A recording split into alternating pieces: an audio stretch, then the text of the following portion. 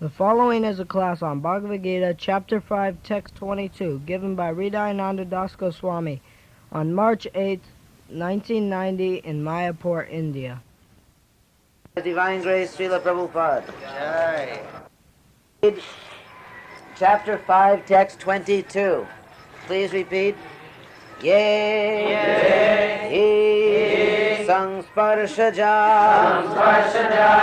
Bhoga Dukkha Yonaya Eva Te Adi Antavantaha Kaunteya Na Eshu Ramate Buddha Jehi Sangsparsaja Bhoga Dukkha Jonaya Evate Adyantavanta Kaunteya Teshu Ramate Buddha Jehi Sangsparsaja Bhoga Dukkha Jonaya Evate Adyantavanta Kaunteya Teshu Ramate Buddha. So Srila Prabhupada's translation and purport for this verse is as follows. Jay, those he certainly Sangsparshaja, by contact with the material senses, Bhoga, enjoyments, Dukkha, distress, Jonaya, sources of, Eva, certainly, Te, they are, Adi, beginning, Anta, end, Vanta, subject to, Kaunteya, O son of Kunti, Na, never, Teshu, in those, Ramate, takes delight, Buddha, intelligent person. So we'll read the translation, please repeat. An intelligent person does not take part in the sources of misery. Next, please.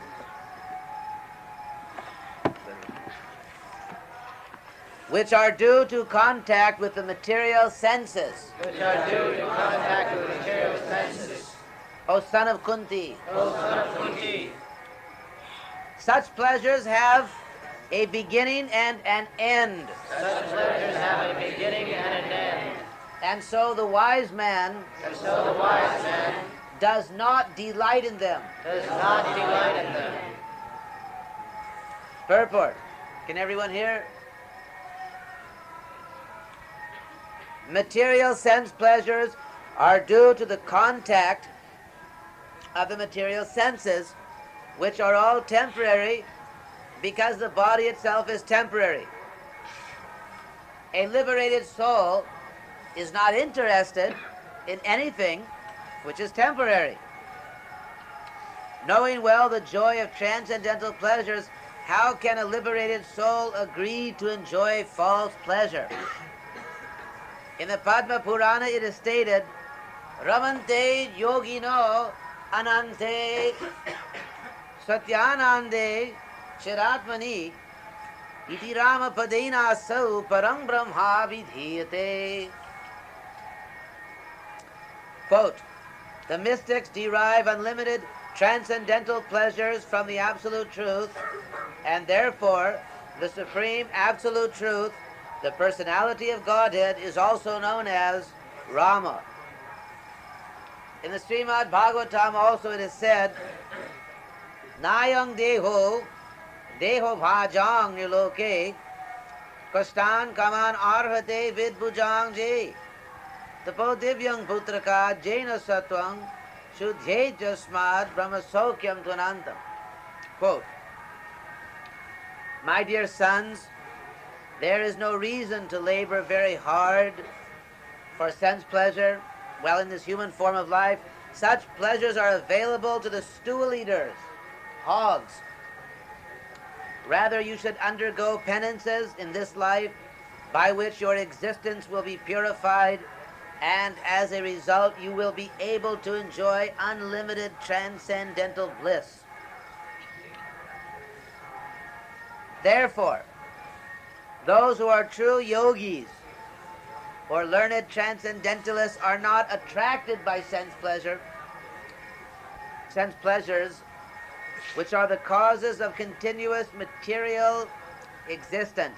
The more one is addicted to material pleasures, the more he is entrapped by material miseries. Srila Prabhupada ki jai.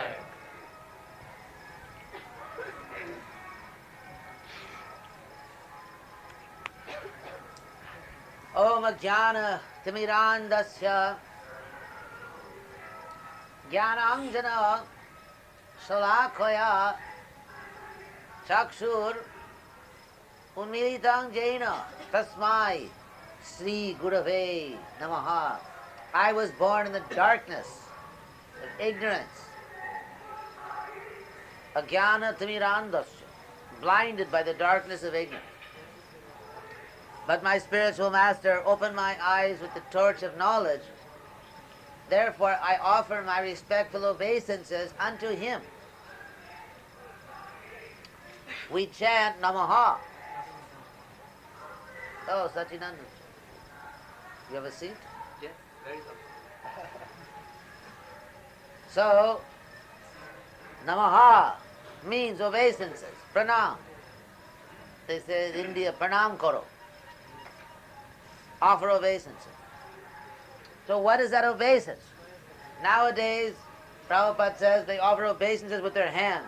Namaste, namaskar.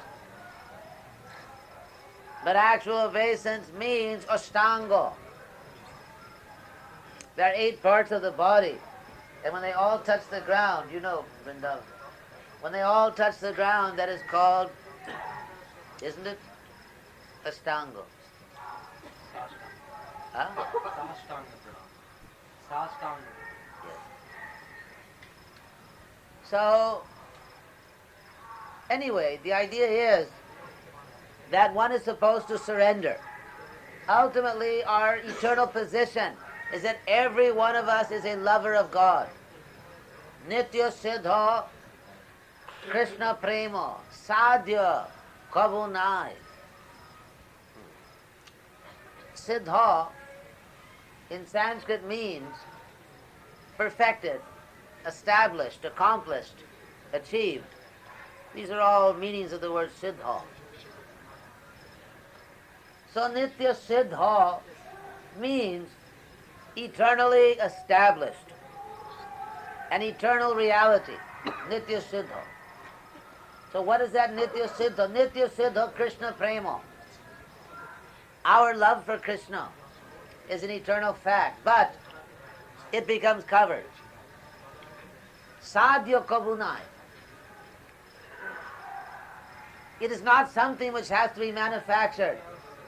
It simply has to be awakened. What is that awakening process? Savanadi Shuddha Chite Korayudhai. By hearing about Krishna, Savanadi, Adi, etc. Savana means Savana Kirtanam Vishnu. Hearing about Krishna, speaking. Just like now you are hearing I'm speaking, I'm also understanding by speaking. And then because we are speaking, Smarana, we remember. Remember what? That I'm eternal servant of Krishna, therefore Pada Sevanam. To serve his lotus feet. Savanam Kirtanam Vishnu Smaranam Pada Sevanam Das, what is that? Bandhanam? Archanam Bandhanam Dasyam Sakhyam Atmani Vedam. Nava Vidha Bhakti. The 9 divisions of Bhakti. Anyway, here in this verse, our Supreme Father, Lord Krishna, He's our Father. He's also our real mother. Pitaham asya jagato. Krishna says, I am the father of this world. Pitaham asya jagato mata. I am the mother. Krishna is actually the mother. Why does a mother feel affectionate to her child? all of us have experienced this mother's affection. That is coming from Krishna. Because Krishna has this motherly affection for us, therefore he inspires a particular living being to also feel that for us. But actually, originally, that motherly affection is coming from Krishna. He says that I am not only the father, but Mata, Dhata, and I am sustaining you. Why does this building have the power to sustain us? Why don't we fall through it? It is actually Krishna's mercy. He is holding us up. How do we find our food? How do we digest? How do we live? How are we somehow or other finding some enthusiasm to live? That is all Krishna. And Pitamaha, sometimes when the father chastises, you go to the grandfather, isn't it? That grandfather is also Krishna. So even if Krishna chastises you and you want to go to your grandfather, that is also Krishna. So all these things are Krishna. So, but here our Lord Krishna is telling us about Maya. Lord Krishna says, Jehi samsparsaja bhoga. The topic here is bhoga. You know what is the difference between bhoga and prasad? Every devotee knows. Bhoga means that I'm such a rascal, I'm such a nonsense, I want to enjoy without offering to Krishna. This is bhoga. This simple thing, that God is so kind. Anad bhavanti bhutani parajanyan anasambhavat. That all of us want to eat food. Anna. Anna means food. Grains. Because grains are the most important food. Anna, the word ad. Ad in Sanskrit means to eat. And therefore anna, that which is eaten. So anyway, grains, most important. Krishna says that anad bhavanti bhutani. We are living as creatures because of anna, because of food. And where does that food come from? Parajanyat, anusambhava. It's coming from rain. And then the next, jagad bhavanti parajanya. Anyway, Krishna is so kind.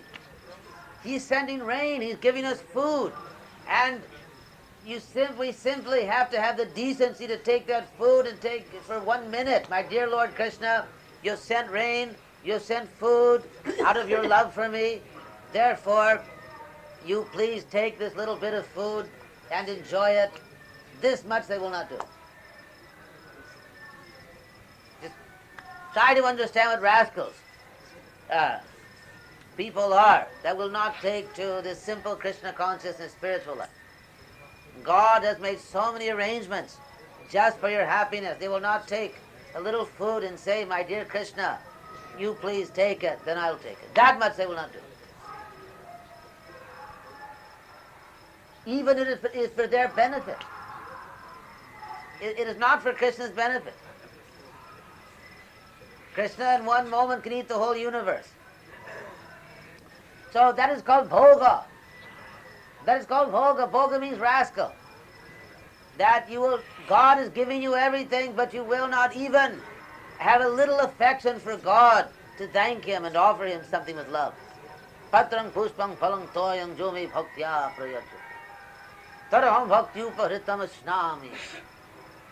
Krishna actually takes it if you offer with love. So what is this bhoga? Bhoga means that instead of being in contact with Krishna, we think that we shall surrender to contact with the senses. This word samsparsaja, contact with the senses. We are meant, or we have an eternal relationship with Krishna. Krishna says, Mamaivangsa jiva loke. We are part and parcel of Krishna. Prabhupada gave the example like the finger is part of the body. That is the real contact. But instead of that contact with Krishna, we want contact with these senses. But what are these senses? They're simply material creation. How will the eternal soul, who is part of God, be satisfied of the sense with some physical thing, object? How is it possible? The soul will never be satisfied in that way. So Krishna says, Jai samsparsaja bhoga dukkha jonaya. It is so ironic. This sense gratification not only will not give us pleasure, it is the cause of our suffering. It's a very simple thing. Krishna is our Father. He loves us. Therefore, He's telling us, my dear child, I have created this to give you pain. Please don't touch it. Krishna says, now who is such an ass? Who is such a fool that when the Creator Himself says, I have made this to give you pain, don't touch it, I'm going to touch it, I think it will give me pleasure. Who is such an ass?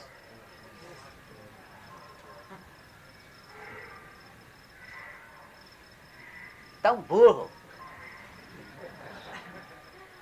Who is such an ass that will try to enjoy this world sense gratification, through sense gratification? Here God Himself tells you, I've made it to be dukkha joni. Joni means source. Dukkha joni. Dukkha joni, everything. And why Krishna says, Adyanta vanta konteya. Vanta, just like you know the word Bhagavan.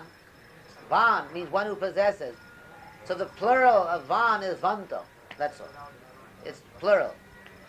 So Adi Anta Vanta. You can understand. It possesses an Adi, a beginning, and an Anta, an end. Adi Anta Vanta. Konte.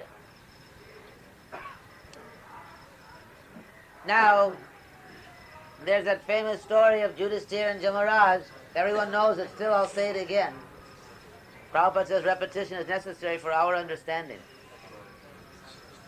Everyone knows that story. Jamaraj asked Yudhishthira, what is the most wonderful thing in this world? Ahani ahani bhutani gachanti ho jamalayam shesha sthavaram ichante kimaschayam atakparam. And Yudhishthira said, this is the most wonderful thing, that every day, ahani ahani, ahanya ahani, that means every day, day in, day out. Bhutani, living beings, gachanti, they go to the court of Jamaraj, Lord of Death. But Shesha, those who are left. Shesha means the remnants. Just like when you want to say completely in Sanskrit, you say Ashesha. No, nothing with nothing left out, everything included. Asheshena. So Shesha means that which is left. Remnants, that which is left. So Shesha, the remnants. We are the remnants. So many of our ancestors have died, isn't it? Is it in Germany they don't die? Or America they don't die? Or India they don't die? Where is it they don't die in this world? So everyone knows how your parents or grandparents have passed away, how their parents have passed, isn't it? So we are Shesha, the remnants. We are left over. So Ichante, we are hoping for Stavaram. Stavaram means, just like the English word stability, Stavaram, stable. We are hoping for a permanent place. I'll stay here. In other words, we are hoping we will not die. So this is the most wonderful thing. Anyway, without extending this too long, this simple point that there is nothing in this world that is permanent. The soul is permanent, Krishna is permanent, the relationship is permanent. This is our real life. This is Krishna consciousness. And the relationship is loving service. This is our actual happiness. Anyway, Prabhupada explains these points. He quotes the verse, Nayang deho deho vajang devote. We should not be like pigs, vidbud, stool eater pigs. Yes, confirmed that we should not be like stool eating pigs. What is this sex pleasure? The man wants to attract a beautiful woman, isn't it? Yesterday we read that verse by Jamunacharya. Jadavadi machaita krishna padara vinde. Navanava rasa udyantam. Navanava rasa dhamani. Udyatam. Randumasi. Tadavadi vadanari sangami smaryani. Bhavati mukha vikara sustini stivanam. We read that yesterday. That Krishna is Navanava rasa dhamani. Ever newer pleasure. And when you've experienced that pleasure, you will spit at the thought of sex pleasure. Actually. Stephen, spit. So, here also the same thing is explained. A man wants to see that a beautiful woman is attracted. He wants to see that a beautiful woman likes him. Similarly, a woman wants to see that a powerful man is becoming weakened by seeing her. Isn't it? The material world is such a cruel place that when I see that I'm dragging someone to hell, I become very enlivened. I see that I'm killing someone's soul, this is my enthusiasm. Oh, I've attracted this woman, or I've attracted this man. Now they've forgotten Krishna, they're thinking of me. Oh, good. They're killing their soul. Very nice. This is my happiness. To kill someone's soul and to kill my own soul. This is a pleasure. So we should remember, because everyone, when we are attracted to this sense gratification, we should just think to ourselves, do I want the same pleasure as a pig that's eating stool? Do I want that? Is that my real self-interest? We should think like this. No. I want Krishna. I want to love Krishna. I don't want the pleasure of stool-eating hogs. We should think in this way, actually. I want to love Krishna. I want to go to my real home in the spiritual world. This is intelligent. This is called Buddhi Yoga. Anyway, Prabhupada came, he showed us love of Krishna. He showed us. Everyone knew that Prabhupada loved Krishna. Now we simply have to follow him and we'll also get that love for Krishna. Isn't it? So any questions on these points? Yes, Sachinandana? Then you pose the question, who will be such an ass as to desire that which destroys him?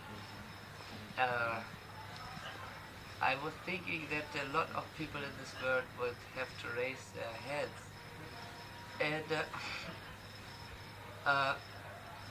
even though they have made experience that material sense gratification is not very, the end result is not eternal happiness. Can you all hear? Could you give an explanation why people go to hell for sense gratification? It's an often seen phenomena, so maybe some light can be shed on this. And how will they ever overcome the hell-bound ways? You understand the question? Huh? He said that, Sachinanda Maharaj said that people are so attached to sense gratification, they're going to hell for sense gratification. How can they overcome this? Yes, and why is it so, although they see that it is not bringing them what they want? Krishna says, Daivi yesha gunamayi mama maya duratyaya. Maya is Krishna's own energy. Chaiva jasya bhuvanani bharati duva ichhana rupam api jasya sacheshtate sa govindamadi purushantamam bhujani.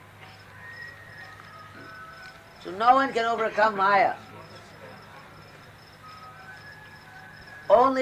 Actually that's a fact. No one can overcome Maya. There's no question of overcoming Maya. But you can surrender to Krishna and he will take you over. You can.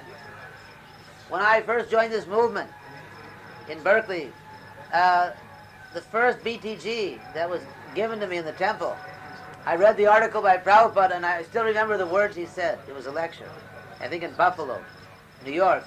He said, you cannot save yourself. You must surrender to Krishna and he will save you. You can save yourself in the sense that you can surrender to Krishna. We cannot fight with Maya. We will always be the loser. But mam eva je prapadyante mayang itang karan. By the mercy of devotee. What is that? Erupe brahmanda bromite. Erupe means in this, then also your second question I'll answer. Erupe means in this way, in this form, rupe. Erupe brahmanda bromite. This universe is called brahmanda. Anda means egg. Oval.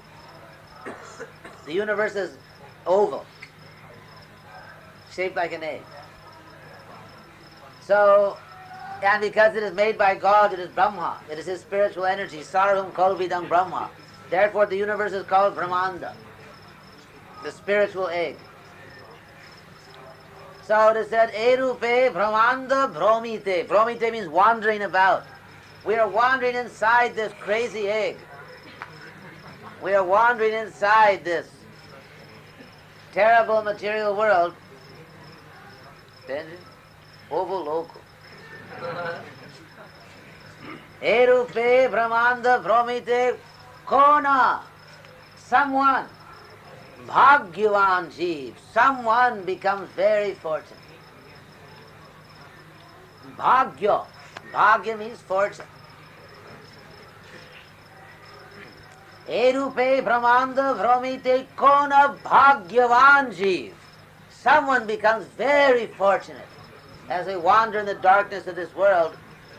Guru Krishna Prasade Bhai Bhakti Lata Bhir. And he gets the seed of the devotional creeper, Bhakti Lata. So it's by the mercy of Guru and Krishna. Now, why are people going to hell for sense gratification? Because if you try to cheat Krishna, you become cheated. They're trying to cheat God, therefore they're becoming completely cheated. They're trying to cheat God. Therefore Krishna calls them Mayapur jnana. They've lost their intelligence. Just like it says in the Bhagavatam, that in any material body the soul thinks he is happy. The hog is eating stool, he thinks it's very nice. Prabhupada says, give him some nice Mahaprasadam, he won't want it, he wants stool. He thinks he's very fortunate to be a pig eating stool. This is said that as somebody might want to surrender and be cheated to somebody else, so amongst devotees, if we just surrender to another devotee of the Lord, spiritual master, is the Lord just pleased whether that devotee, no matter what platform that devotee is on, I mean, it is a spiritual master? No, spiritual master means... Did you all hear the question?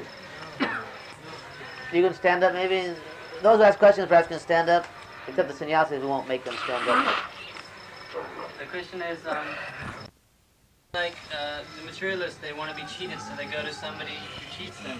So in the same way, a devotee might want to take initiation from a spiritual master.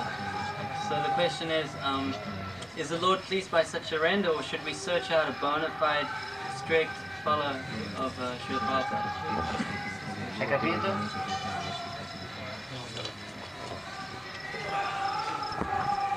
Lui ha chiesto che se dobbiamo abbandonarci a qualsiasi guru e seguire o cercare di trovare un guru autentico. Of course, we have to find a bona fide spiritual master. Prabhupada once said, I heard a lecture by Prabhupada on a tape actually, and I was very shocked because it was so true and simple. Prabhupada said, don't try to see Krishna without the Guru, and don't try to see the Guru without Krishna. Because if you see anything without Krishna, it's sense gratification. So in this world, people also have their leaders, but that's also sense gratification. Everyone is surrendering to a leader. So many soldiers surrender to the government and have their arms and legs blown off for some so-called, to please the whim of some politician. Isn't it? Kapita. That's also surrender. You just see their bodies are mutilated, they're killed. Why? Because some politician has some whimsical desire, and then he starts beating the drums, get everyone very excited, and then everyone goes out there to blow their bodies up. So actually, even the karmis, they become very fired up, but for the wrong reason. So simply to surrender to a leader is not the point. The point is to surrender to Krishna through the transparent via media of the spiritual master. So, yes, you must know what is God, what is a pure devotee, what is Prabhupada, and then you must see who is actually representing. It's not difficult. Prabhupada always said, although sometimes people now say it's virtually impossible to be a spiritual master, you must fly into the Bhagavatam class on a flower airplane. But actually what Prabhupada said hundreds and thousands of times is that it's not difficult to be a spiritual master. You simply have to repeat and follow. It's very simple. If you are faithfully repeating what Prabhupada said, and you're following it, then that's good. So one has to see that.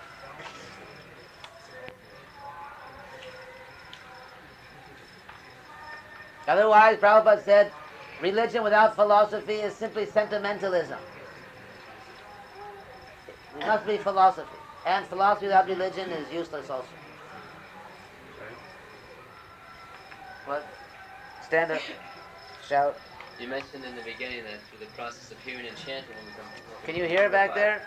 No. You mentioned in the beginning of the class that through the process of hearing and chanting one can become purified. But I recently read in the Bhagavatam, the Prabhupada said in a purport that he is not bound or obliged to give his mercy to someone who is doing the mechanical process of hearing and chanting. Can you explain that? Yes, Krishna. Hearing means hearing submissively. So one should hear and then one should desire to serve Krishna. Not just thinking Krishna consciousness is something which I will enjoy, therefore let me memorize a lot of shlokas, get a lot of power, a lot of spiritual pleasure, and enjoy life. In other words, that's a cheating mentality. Dharma projita. One should actually desire to become a devotee. Any other questions?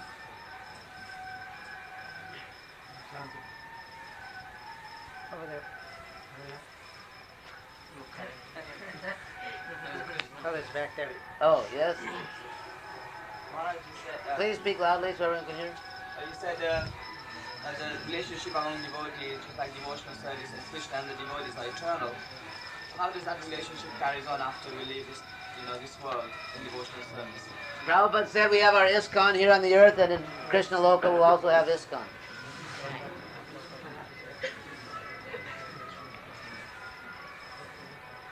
Any other question? Yes. Please stand up.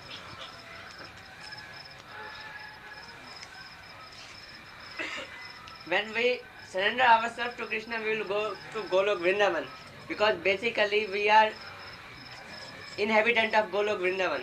But once we fell down, then again if we go, then there is again chance of falling down. Because once we fell down. Logical possibility is there, but not a practical possibility. Krishna says, Jad Gatvana Nivartante. So logical possibility and practical possibility are different. But if we go thoroughly through Gita, Krishna did not say that we fell down from Krishna Loka. You have to read Bhagavatam, then Krishna says it. Mam vihaya tvang bandho. Then he says that gato gram yugat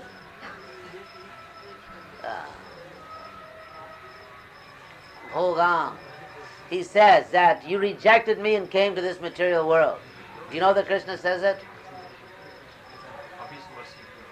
Yes, api smarasi mang bandhu.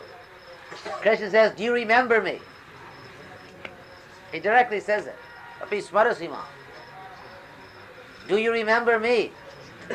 That once you and I lived together in our real home, but then you rejected me and you came for sense gratification. You came to this world which was created. What do you say? Kayachit nirmitang striya. You came to this world which was created by some woman.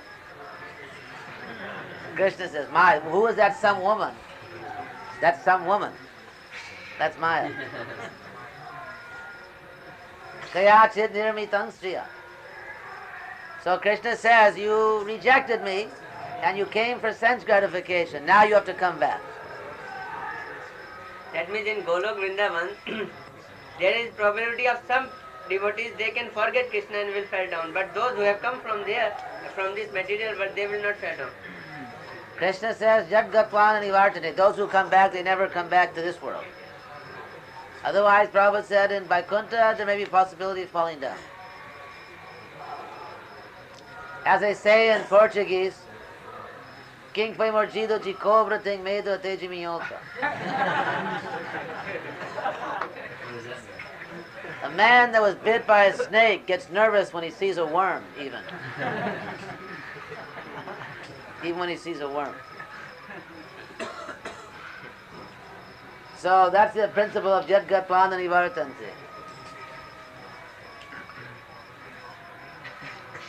Yes? One suggestion is there that then Krishna says, Yad Gatvana Nivartante Tad Dhama Paramammam. Then he says, Mame Vansho Jiva Loki. Jiva Bhuta Sanatana. So when he describes his own abode, Tad Dham Paramammam. Then he says, Mame Vansho Jiva Loki. Means in this world also, this living entity is my part and parcel. Means it belongs to that place actually. Originally it belongs to that place, but in this place, in Jiva Loke, he is Mame Vansho. Still part and parcel. Yeah, still. Yeah, very nice. Belongs. And Gita also says that we belong to that place. Yes. Because Krishna says, Aparam ita swanyang prakriting vidhine param. Jiva Bhuta. We are superior energy of Krishna. All these things are explained in Shastra, Vishnu Purana, Srimad Bhagavatam. So any other questions? Yes? Fale alto. Mais alto. Pode se levantar.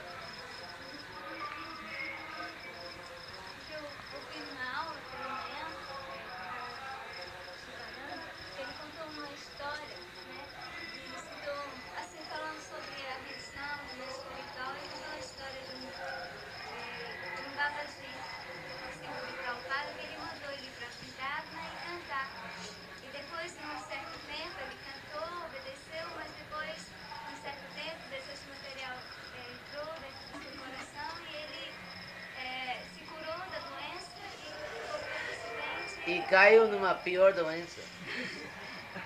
Mas aí eu pergunto, como pode uma pessoa assim que está seguindo o meio espiritual, o desejo material se entrar dentro do seu coração? Porque ele não era muito avançado. Só pelo espanto, medo da doença, ele ficou religioso, ficou muito... Assim, entende? Devido à ameaça da morte. Ele não tinha desenvolvido o amor por Krishna, o amor pelo mestre espiritual, senão devido a assim como a pessoa, mesmo a pessoa ordinária, quando tem muito perigo, fica muito piedosa, rezando, pedindo socorro de Deus, né? Mas quando passa o perigo, a ameaça, esquece. Então esse grau de consciência de Krishna é muito elevado. Muito, entende? Não é um grau sério. She was asking about the story told by Shiva Ram Swami about that devotee from Chicago that took Babaji because he thought he was dying of cancer. Then when he found out he wasn't dying of cancer, then he also became disinterested in Krishna consciousness. So she said, how is that possible? Anyway, simple point. Many people, when they're frightened, they become very religious and pious. And then when the danger is gone, so is their piety. It's simple. Yes? Quando uma alma cai, ela vem no corpo de Brahma ou pode vir? Depende do caso. Mas cai mesmo. Porque no nono canto tem uma citação que Prabhupada fala que ele vem no corpo de Brahma. Isso acontece também. Porém, também ouvimos que muitos Brahmas voltam ao mundo espiritual. Tem muito, algo complexo. Porém, tem essa possibilidade de cair e nascer para um Brahma. Tem essa possibilidade também. Depende do caso, depende do grau de doença. Any other question? Não, falando sobre fé. Fé. Por exemplo, a pessoa pode ter fé que cantando Hare Krishna, ela vai desenvolver amor por Deus e voltar ao mundo espiritual. Mas essa fé também pode se tornar fanatismo, de que ela pensa que cantando Hare Krishna ela pode fazer qualquer outra coisa, não precisa de um avião para ir à Índia, não precisa de remédio para se curar, coisas nesse nível, né? Isso não é fé, isso é negligência. Negligência. So perhaps we'll stop here for now. Jai. The following is a class on Bhagavad Gita, Chapter 7, Text 9, given by Hridayananda Das Goswami on February 25th, 1990 in Mayapur, India. Means fire, vibhavasu. Without fire we cannot run factories, we cannot cook, etc. And that fire is Krishna. The heat in the fire is Krishna. According to Vedic medicine, indigestion is due to a low temperature in the belly. So even for digestion, fire is needed. In Krishna consciousness, we become aware that earth, water, fire, air, and every active principle, all chemicals and all material elements are due to Krishna. The duration of man's life is also due to Krishna. Therefore, by the grace of Krishna, man can prolong his life or diminish it. So Krishna consciousness is active in every sphere. Om jnana tamirandasya jnananjana salakaya chakshuru militam jena tasmai sri gurave namah. I was born in the darkness of ignorance, but my spiritual master opened my eyes. The torch of knowledge, therefore I offer my respectful obeisances unto him.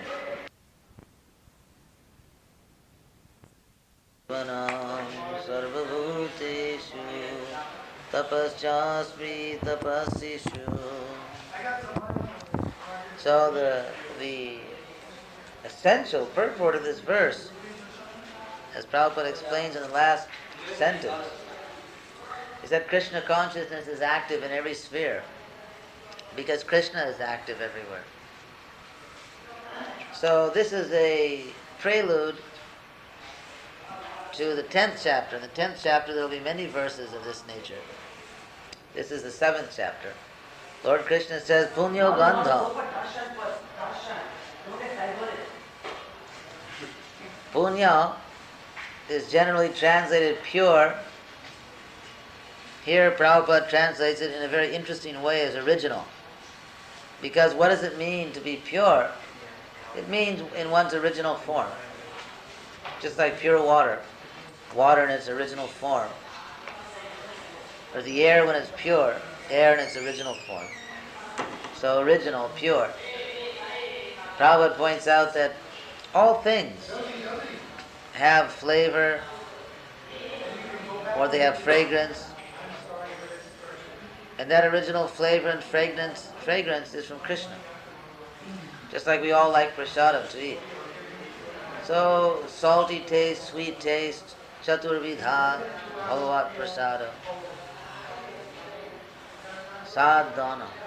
Sadhu. Sadhu means tasty, and anna means food. Swadhana. By eating this swadhana, this tasty food, the devotees are tripped on, satisfied. Isn't it? Everyone has this experience that when we eat tasty prasadam, we're satisfied. Swadhana triptan hari bhakta sanghan. Devotees of the Lord. So this swadhana, this tasty food, Bhagavad Prasada, that taste is Krishna, actually. Flavor is Krishna. Or fragrance. Fragrance is also Krishna. Fragrance of a flower or perfume. So, punyo gandha, the earth itself has fragrance. When wood is burning, Prabhupada mentioned, there's also fragrance, very distinct aroma when wood is burning. So all these things are actually Krishna. Punyo gandha pratibhyam cha tejas chasmi vibhavaso. And fire. Fire has a certain splendor. There's nothing quite like fire. Just like you may say this cloth here is bright, but actual fire, or electricity is also fire, has a certain splendor which is incomparable. That splendor is called tejas. So Krishna says, I am the splendor in fire. Tejas cha asmi I am. Vibhavaso. Jivanam sarva bhuteshu. And I am the life of all that lives. So Krishna says also, mrityu sarva horoscha. I am death and I am life. Here Lord Krishna identifies himself as life. He's also death. That means ayur. You've heard Ayurveda. Ayur means duration of life. So the science of duration of life is called Ayurveda. So what is your ayur? What is your duration of life? That will be decided by God. Actually, when I was a child, I was sent for religious education at about 8 or 9 years old. And I remember we went to this religious class, and the very first instruction that we heard was that God has a book, and he has the book of life and the book of death. And every year he writes your name in the book of life and the book of death. And actually that's a fact. Prabhupada says Krishna has his book, he's noting. So that was actually correct. So whether we shall live or die, that is in God's hands. That's not in our hands. There's a famous example given in the Shastra, and also Prabhupada quotes that even with the best doctors, a patient will die. And sometimes without any doctor, someone will live. There's stories, someone is very sick, injured.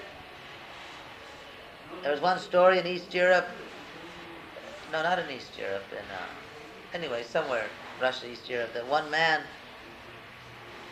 was attacked by a mob. He was very severely wounded. No one took care of him. He was out in the cold. He was lying on the floor. And somehow or other he recovered. Or he finally got to some. So he should have died. He should have suffered and so on, but somehow he recovered. Another person is injured. He goes to the best hospital, the best doctors, and he dies. This is practical. This is actually practical. So our life or our death is in God's hands. Therefore Krishna says, Jivanam sarva bhuteshu tapasyasmi tapasishu. Tapasi, those who are performing austerities, their austerities are Krishna. In many ways, Krishna gives them the intelligence how to perform austerity. Krishna gives the strength to perform austerity. Krishna gives the result that encourages one to perform austerity. Without result, there's no enthusiasm. Someone becomes enthusiastic to do something because he thinks there's some good result. Just like, for example, we come to Mayapur Dham or Vrindavan, So for those of us who live far away, it's a little austerity, traveling on the airplane. And I know to come here, we had to come from California, so it's 5 hours just to New York, then so many hours to Europe, then so many hours to India, then so many hours to Calcutta, then so many hours to Mayapur. That's also tapasya, actually. Little tapasya. But because we are enthusiastic that I'm going to come to the Lord's own place, then we gladly accept that austerity. And when we come, we become very happy and we are reassured, yes, I was right to accept that little austerity. It was the right decision. So that result, which encourages our austerity, that's also Krishna. Krishna is the intelligence to make the decision. Krishna is the determination to carry it out. Krishna is the reward, which encourages us to again accept some little tapasya. So at every stage there's Krishna. So the conclusion, as Prabhupada points out, is that Krishna consciousness is active in every sphere. In other words, to think of Krishna always is not artificial. It's not just some mentality that we create just by passionate determination.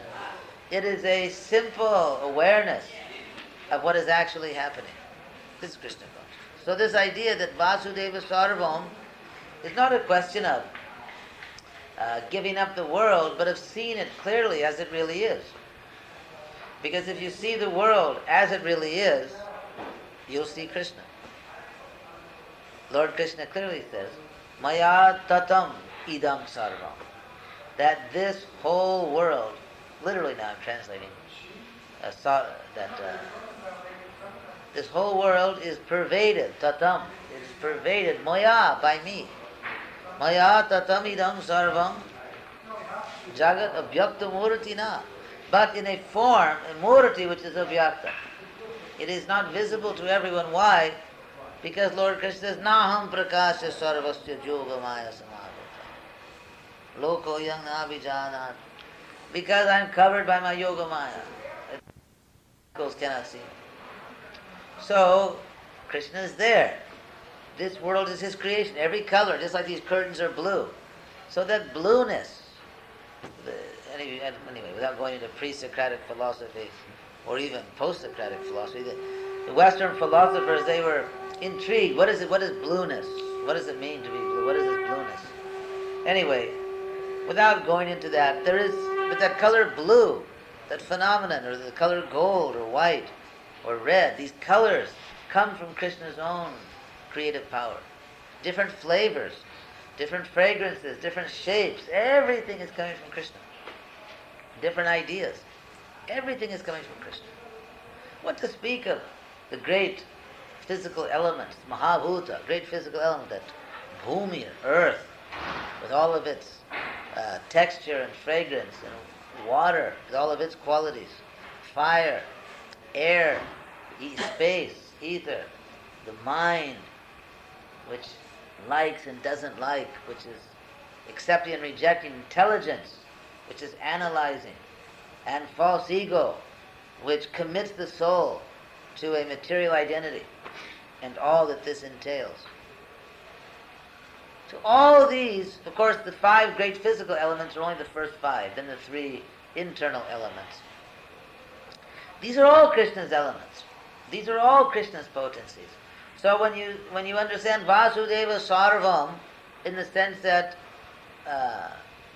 everything is Vasudeva Shakti, Parasya Shakti Vidhaiva Shakti.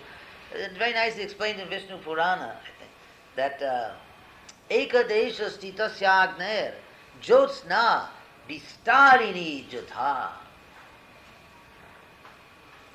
Then Parasya Brahmanak Shakti Tadhidam Akhiram Jata.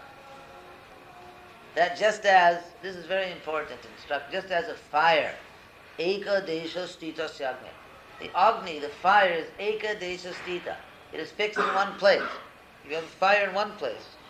But Jyotsna, the radiance of the fire, the heat and light, Vistarini. It spreads out. This is a very simple example. Jyotsna Vistarini Jata. So parasya brahmanaksha. So similarly, the akhilang jagat, the whole universe is simply the expansion of the energy of the absolute truth. Simple. So therefore, when you come to this point, Vasudeva Sarvam, this is not simply some emotional condition or simply like as now in the modern atheistic civilization they say things like, well, if you like that idea, if it makes you feel good, if that's what you think. No, not that that's just what we think or it makes us feel good, but that's the fact. So Vasudeva is actually Sarva. He's everything. Aham sarvasya prabhava. I am the source of everything. Matta. From me, sarvam, everything. Pravartate. Proceeds. Pravartate means proceeds. Mattak sarvam pravartate. Iti matva. Knowing this. Understanding this. Being convinced of this. Bhajante mam. People worship me. Buddha, intelligent people, those who are alert, not dull, not envious. Buddha. Buddha means very alert, intelligent. Bhava samanvita. So they are bhava samanvita. The devotees are full of love, full of affection for the personality of Godhead, but they are Buddha. They're intelligent. And matva, they know that Krishna is the source of everything. So, Krishna is the source of everything. He is within everything. Everything is within him. Still, he's the individual personality of Godhead. So, knowing this, the intelligent people worship Krishna. So, anyway, here in the Bhagavad Gita, Krishna is explaining in different ways how he is everything, and so on. This is very nice, Bhagavad Gita. We should be Buddha. We should not be Mudha. These are two words, Buddha and Mudha. Mudha means rascal, foolish, bewildered, stupid. And Buddha means intelligent, very alert. So, we should not be Mudha.